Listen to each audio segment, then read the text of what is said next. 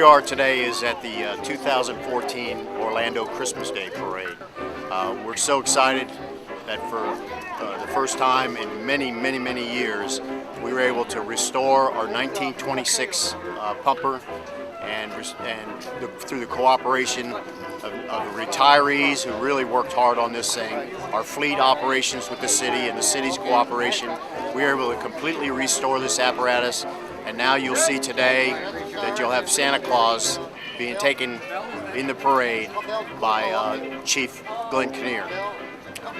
In our museum, we have the first engine that Orlando has ever purchased, our first steamer, our first pumper, and this happens to be a 1926, which was the sixth apparatus that we bought in Orlando's history, and it was mainly assigned to Station 1 and Station 2. It was refurbished back in the 60s and needed to be refurbished in order for it to be roadworthy and to be appropriate. And I'm very appreciative and very proud that the inaugural driving of this apparatus is in the 2014 Christmas Day Parade. Well, the truck is a 1926 American LaFrance. It's an original truck to the city of Orlando. It was bought back in 1926. And when I came on in the early 70s, I think a year or two before then, they had run the truck. And then it was a mystery for probably about 30 or 40 years as far as whether it ran or not. One of the stories was that it had a bad piston in it. The other story was it ran. And then along the way, one of the mechanics had taken the truck out to run it, and I guess he over-revved the engine, and they blew the original engine in it, which was the 1926 engine. And by luck or chance, on Church Street Station, there used to be a club owner there, and he had a American LaFrance there in 1930. So the city worked a deal with the gentleman, and they swapped the engine out, and it has a 1930 American LaFrance engine in it.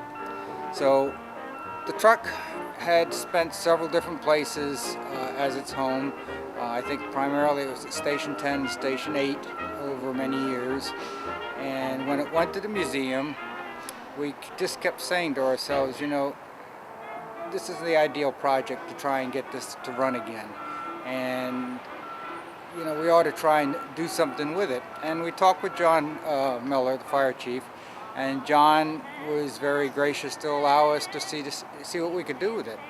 And we brought the truck down here, and the truck was, it was done in stages, which only financially made sense because if it didn't run, we didn't want to put a lot of money into it. But we worked on the truck, the mechanics at Motor Transport, along with Jim Bollinger, who at Station 8, where the truck had been housed for many years. You know, we got the truck together and we got it running, and that was our first step. After we got it running, we went through all the safety gear on it as far as the brakes. We took all the drums off, we relined the shoes and stuff like that. So when the truck was deemed running and in safe condition, the city said, well, we'll take another step and let's go ahead and get it painted and gold leafed.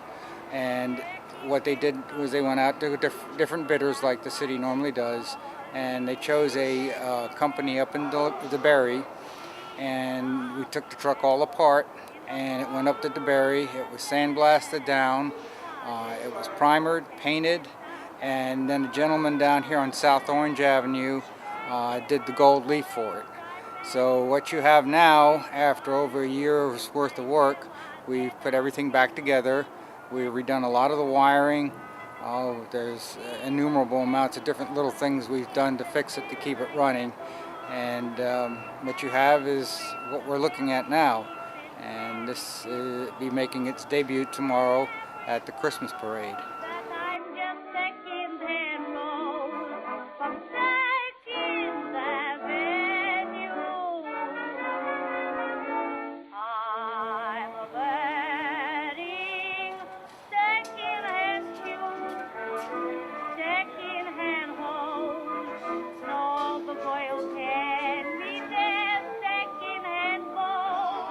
This is actually a 1930 engine No, that that was mixture a replacement engine for the one in the truck that apparently had been damaged. And it displaces probably over 900 cubic inches. It's a straight inline six valve in head, and not sure of the horsepower, but it certainly has plenty of torque to move this truck without any problem and operate the pump. Its engine hasn't been gone through, but all the wiring has, as well as the charging system. And we did some modifications for the starter and the siren. And as of right now, everything is working the way it should.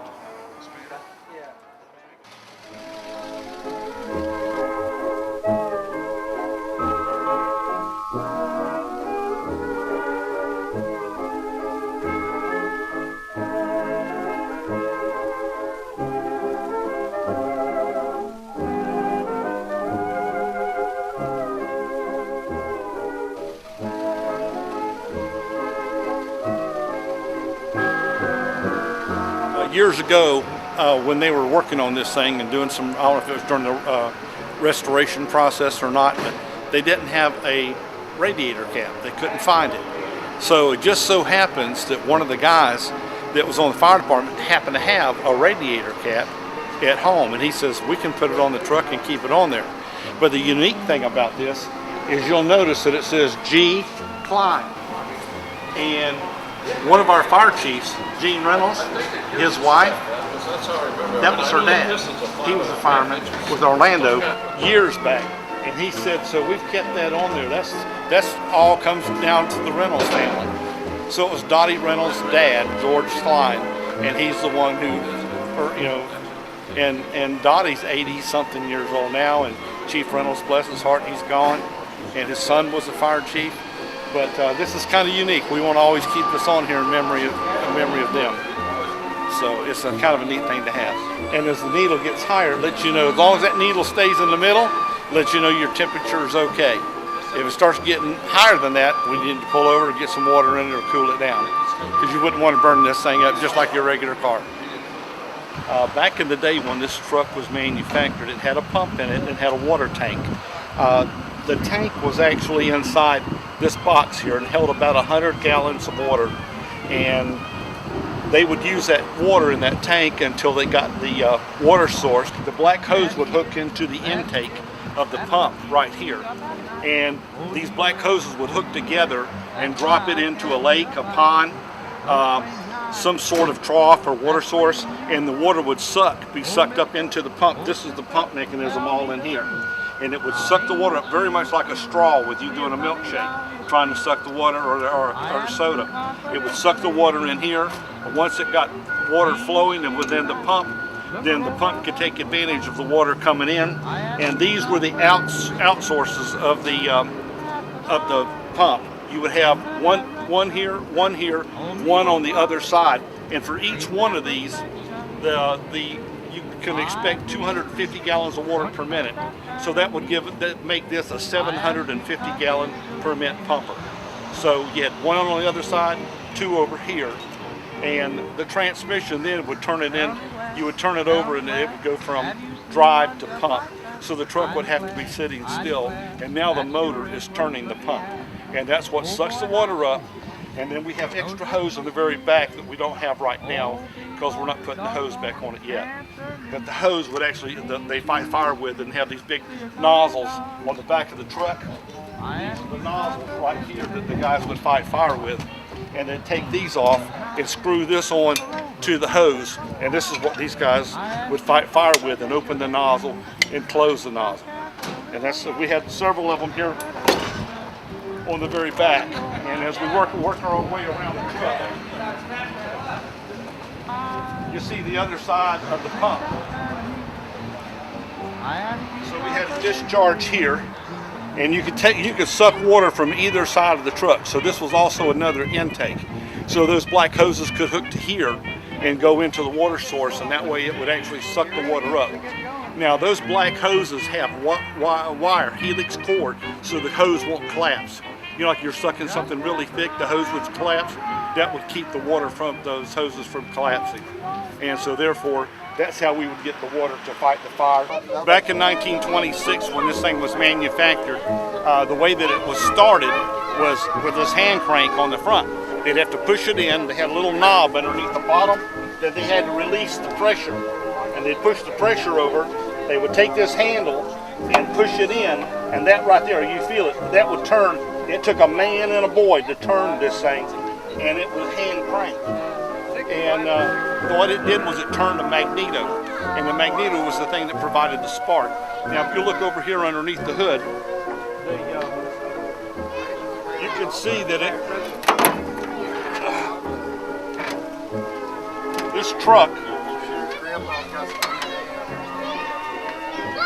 this truck, that's one cylinder, 2, 3, 4, 5, 6. So it's a 6-cylinder motor. And you can see that each cylinder has 2 plugs. One plug went to the magneto, which was for the hand crank. And later on, they added the second plug, which went to the electric start. So there's actually 2 ways you could start it, either by the hand crank or by the electric start, which makes it a whole lot easier. So when we crank it up on the dash, you can turn it to magneto or you can turn it to both, you know, and so that helps the firing process to get this thing going, because back then it was really, really hard to get going.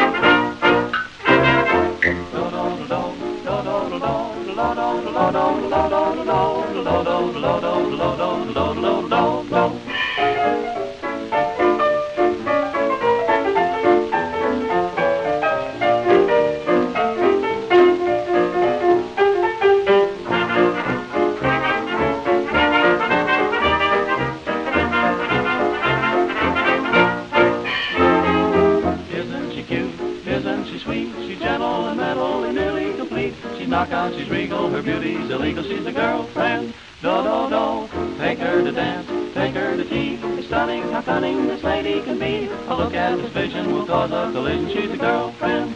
Do-do-do, she is smart, she's refined, how can she be real? She has heart, she has mind, gosh, the girl's ideal. Isn't she cute, isn't she sweet, an eye for to die, full of pleasure to meet. In my funny fashion, I'm cursed with a passion for the girlfriend.